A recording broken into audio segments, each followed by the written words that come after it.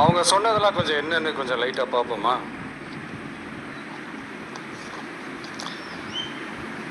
The comments which have been made before the media by the top officers of the police department may create doubt in the minds of the citizenry on impartiality and fair investigation. The faith and trust of the general public on the process of investigation must be restored in the criminal justice system. அதாவது அரசு காவல் உயர் அதிகாரிகள் ஊடகங்களிடம் பேசியது என்பது பொதுமக்களிடையே நியாயமான விசாரணை நடக்குமா என்ற சந்தேகத்தை ஏற்படுத்தக்கூடும் என்றும், நியாயமான விசாரணை மூலமே அந்த சந்தேகத்தை மீட்டெடுத்தே ஆக வேண்டும் என்றும் உச்சநீதிமன்றம் தமிழக அரசின் தலையில் ஓங்கி நறுக்கு நறுக்கு நறுக்கு என்று கொட்டியதை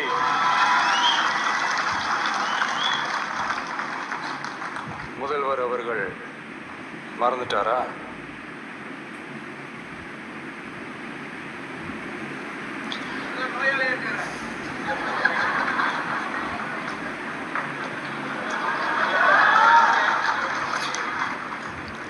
மாண்புமை சென்னை உயர்நீதிமன்றத்தின் மாண்புமிகு நீதியரசர் SIT அமைத்து உத்தரவிட்டார் அல்லவா?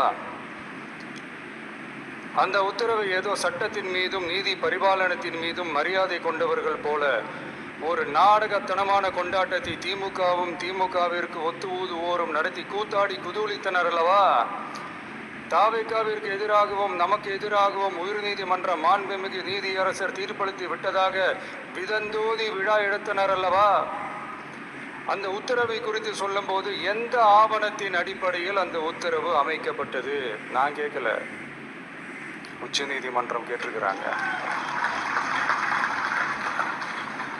The judgment is completely silent about how learned single judge arrived at such a conclusion and what material was pursued by the court என்று உச்ச நீதிமன்றம் உரத்த குரலில் கேள்வி கேட்டது.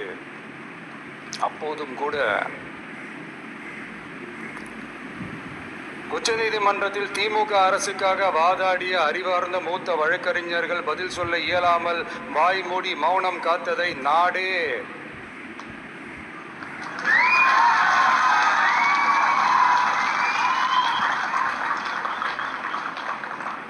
பார்த்ததல்லவா? இதையும் முதல்வர் அவர்கள் மறந்துட்டாரா?